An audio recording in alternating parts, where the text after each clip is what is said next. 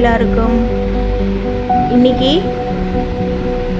கருவேப்பிலை பச்சை மிளகா வறுத்தது மசாலா, உருளைக்கிழங்கு மசாலா அவள் எப்படி பண்ணுறதுன்னு பார்க்க போகிறோம்.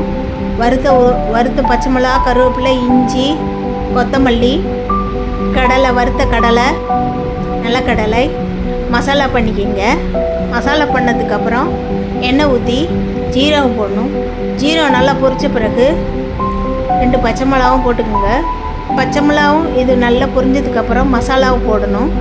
மசாலாவை போட்டு 2 உருளைக்கிழங்கு அது கூட போட்டு மஞ்சத்தூள், உப்பு எல்லாம் போட்டு மிக்ஸ் பண்ணதுக்கப்புறம் ஊற வச்சு வடிகட்டினதை அவளை அது கூட சேர்த்து மிக்ஸ் பண்ணணும். ஒரு லெமன் எடுத்துக்கோங்க, லெமன் ஜூஸ் போடணும். ஒரு லெமன் ஜூஸ் போட்டு அதை நல்லா மிக்ஸ் பண்ணணும். இறக்குற சமயத்தில் லெமன் ஜூஸ் போடணும்.